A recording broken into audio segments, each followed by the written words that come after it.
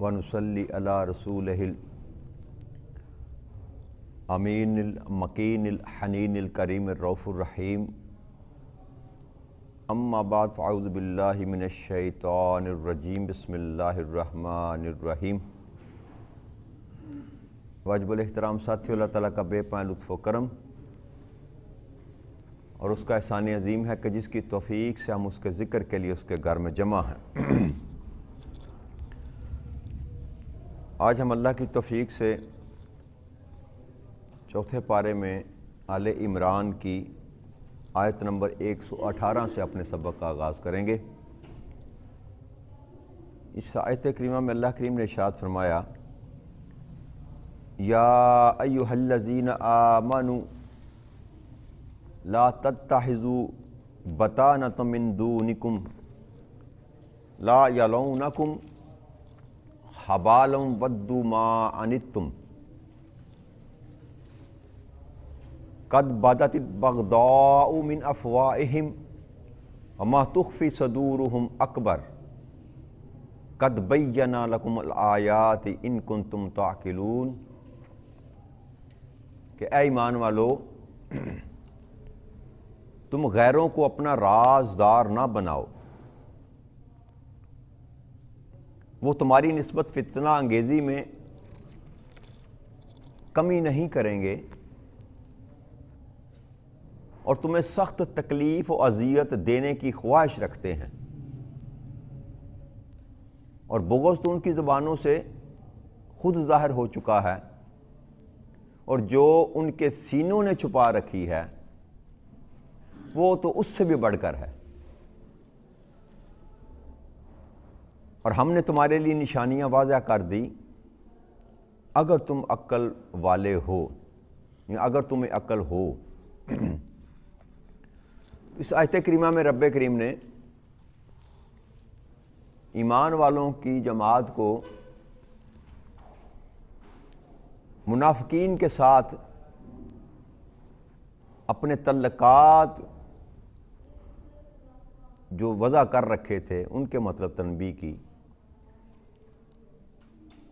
Medina Munawwara में क्योंकि ज़्यादातर कबाइल यहूद के आबाद थे,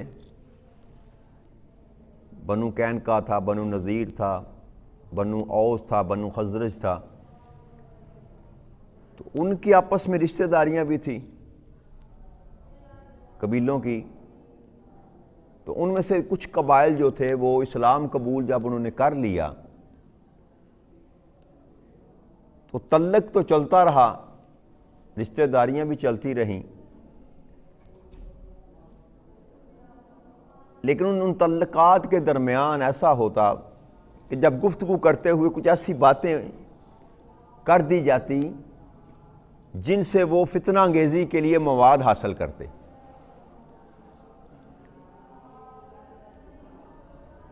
और ज़ाहिरन कहते कि हम भी तुम्हारी तरह ईमान वाले हैं, लेकिन अंदर बुग़्ज़ रखते थे।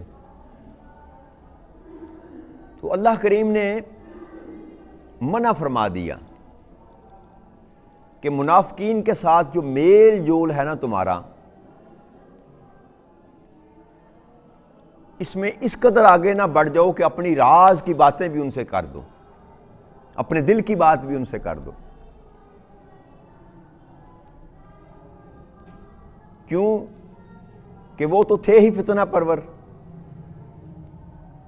और शैतान सिफत इंसान थे वो, तो वो तलाश में रहते थे कि कोई ऐसी बात हमें मजलिस से मुसलमानों की मजलिस की कोई ऐसी बात हमें मिल जाए जिसको हम उछालें, और जो नए नए मुसलमान होते थे नौजवान, उनके दिलों में फितना पैदा करके उनको दीन इस्लाम से मुतनफ़र किया जाए।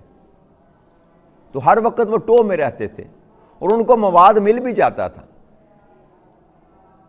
याद रखिए कि इंसान का जो अक्ल और फ़हम और अदराक का और दानिशमंदी का जो लेवल होता है वो एक जैसा नहीं होता। उम्र के लिहाज से भी फ़र्क पड़ता है, तलीम के लिहाज से भी फ़र्क पड़ता है।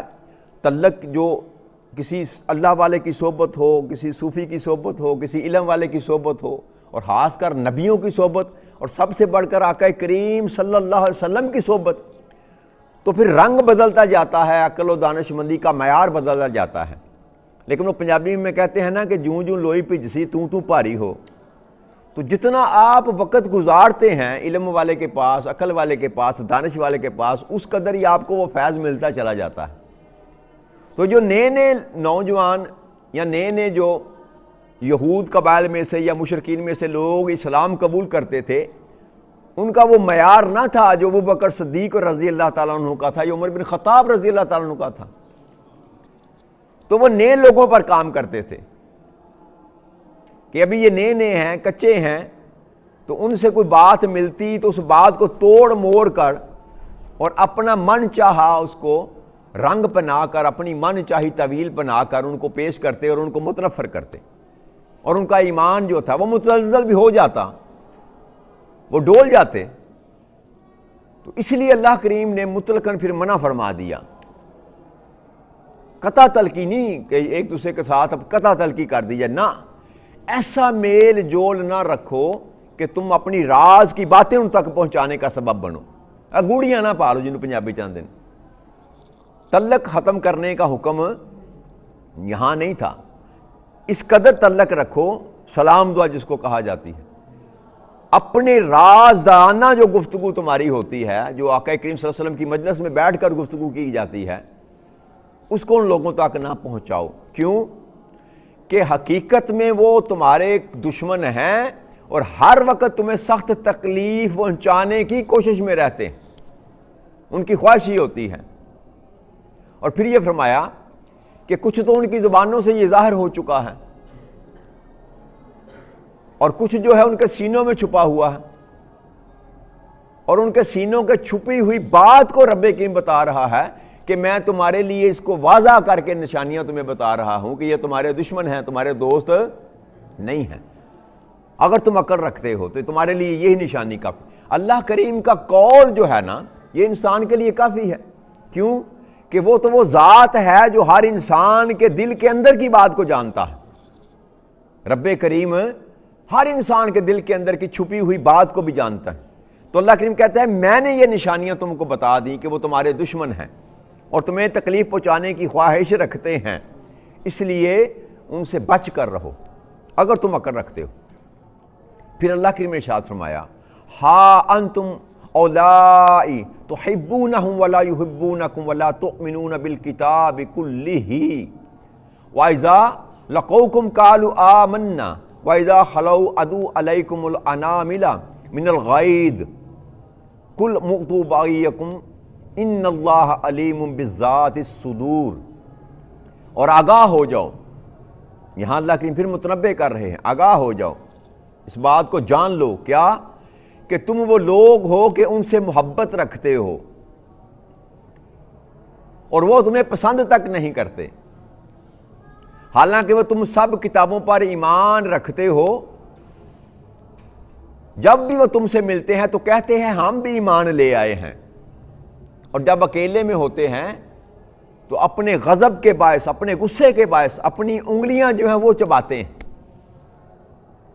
کہ ہمیں مسلمانوں کے سامنے ایمان کا اظہار کرنا پڑتا ہے، اپنے آپ کو ان سے محبت کا دعویٰ سچ ثابت کرنے کے لیے ہمیں یہ کہنا پڑتا ہے کہ ہم بھی تمہاری طرح ایمان والے ہیں، تمہارے نبی کو ماننے والے ہیں۔ لیکن جب علیحدگی میں اکیلے میں ہوتے تو وہ اپنے غصے سے اپنی انگلیاں چباتے۔ تو آقا نے، اللہ نے فرمایا کل موتوا بغیظکم، کل موتوا بغیظکم، کہ تم مر جاؤ اپنی اسی گھٹن میں ہی مر جاؤ۔ اے میرے محبوب ان سے فرما دیں کہ تم اپنی اس گھٹن میں ہی مر جاؤ، بے شک اللہ دلوں کی پوشیدہ باتوں کو خوب جاننے والا ہے۔ تو اس آیت کریمہ میں اللہ کریم نے کھول کر یہ بات ان کو سمجھا دی کہ تم ہر نبی پر بھی اور ہر کتاب پر بھی ایمان رکھنے والے ہو۔ ہم جو مسلمان ہیں نا، آقا کریم صلی اللہ علیہ وسلم کی امت، ہر نبی کو مانتے ہیں اور ہر نبی پر آنے والی کتاب کو بھی، ہمارا ایمان ہی مکمل نہیں ہوتا۔ امنت باللہ و ملائکتہ و کتبہ و رسلہ، جب تک ساری چیزوں پر ہمارا ایمان نہ ہو ہمارا ایمان کامل نہیں ہوتا۔ اللہ فرماتے ہیں کہ تم تو ساری باتوں پر ایمان رکھتے ہو، کتابوں پر بھی، رسولوں پر بھی، اور تم ان سے محبت بھی کرتے ہو، حقیقت میں محبت کرتے ہو، تمہارے دل میں ان کے لیے کوئی نفرت کا کوئی ایسا معاملہ نہیں ہے، تم ان سے محبت بھی کرتے ہو، اور جب وہ تم سے ملتے ہیں تو وہ بھی یہ کہتے ہیں کہ ہم ایمان لائے، لیکن جب اکیلے ہوتے ہیں تو ان کے اندر جو گھٹن ہے وہ باہر آتی اور وہ اپنا غصہ نکالتے ہیں۔ اللہ ہونا تو یہ چاہیے تھا، اللہ کے کہنے کا مطلب یہ کہ ہونا تو یہ چاہیے تھا کہ تم تو ان کی کتاب کو بھی مانتے ہو، ان کے رسول کو بھی مانتے ہو، اور الٹا وہ تمہیں نہیں مانتے اور تمہارے رسول کو نہیں مانتے، غصہ تو تمہیں آنا چاہیے۔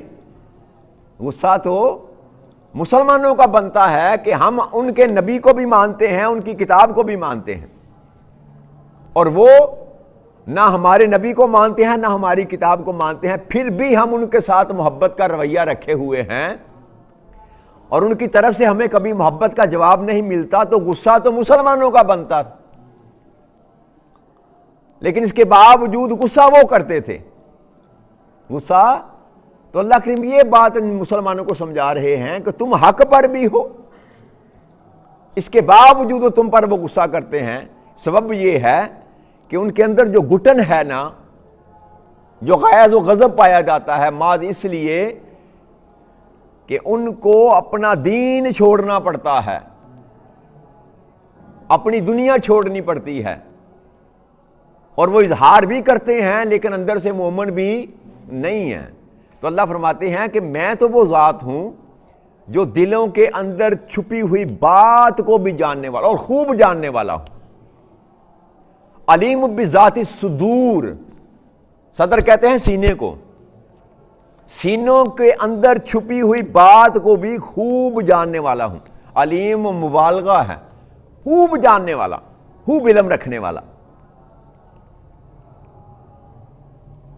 ان تمسسکم حسنۃ تسؤہم وان تصبکم سیئات یفرحوا بها وان تصبروا وتتقوا لا یضرکم کیدہم شیئا ان اللہ بما یعملون محیط۔ اور اگر تمہیں کوئی بلائی پہنچے تو انہیں بہت بری لگتی ہے۔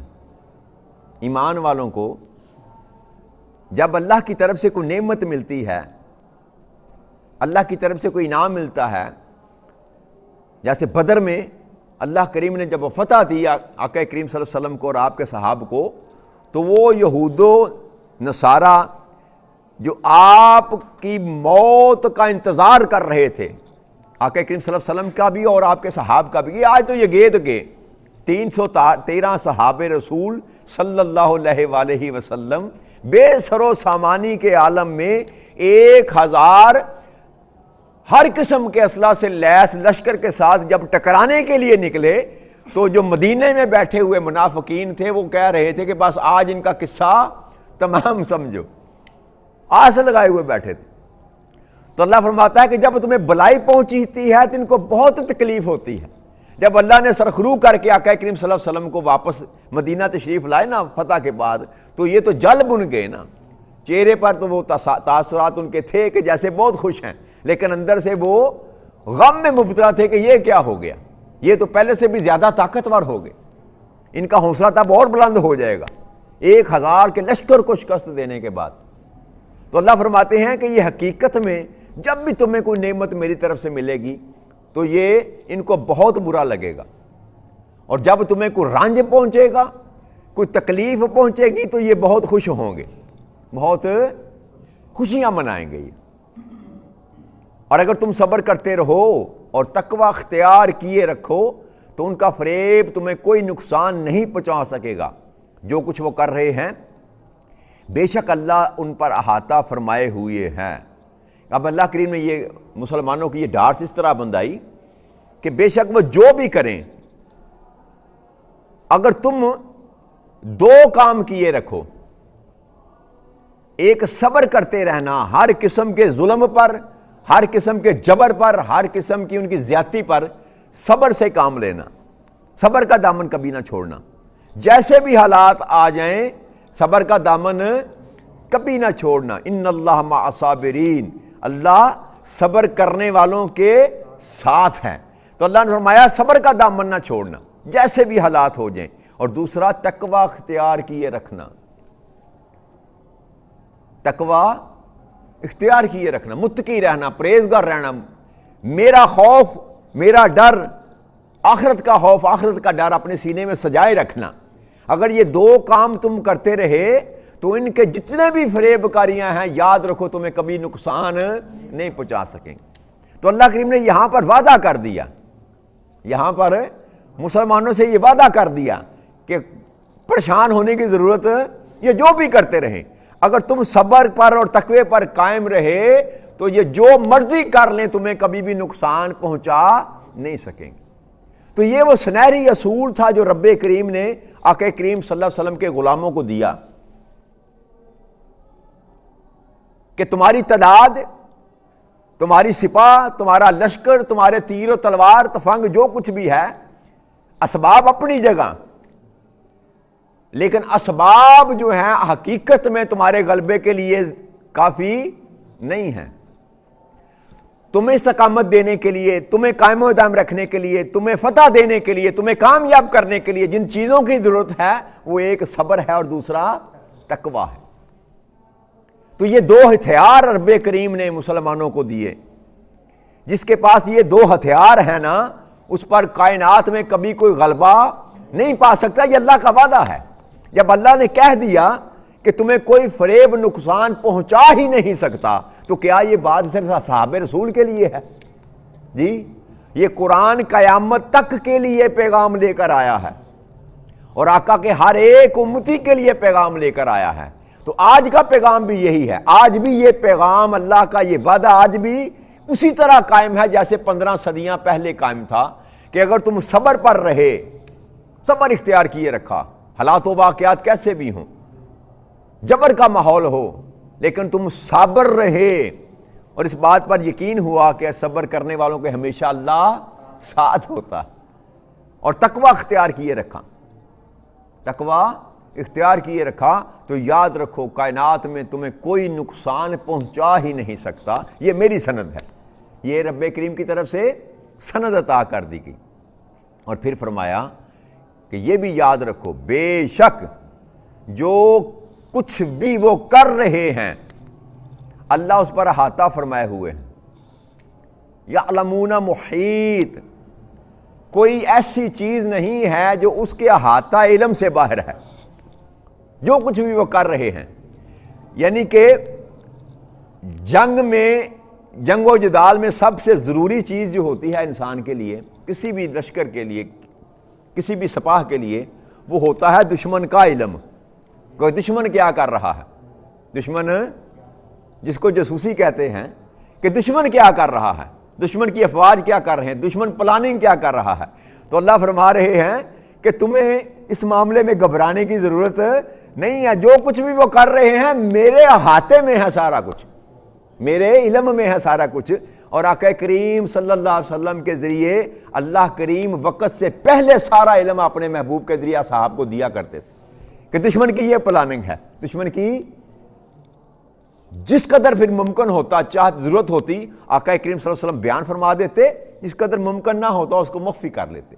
تو اللہ کریم دشمنوں کی چال چلنے سے پہلے اللہ کریم اپنے محبوب کو وہ بتا دیتے تھے کہ یہ کرنے والے ہیں.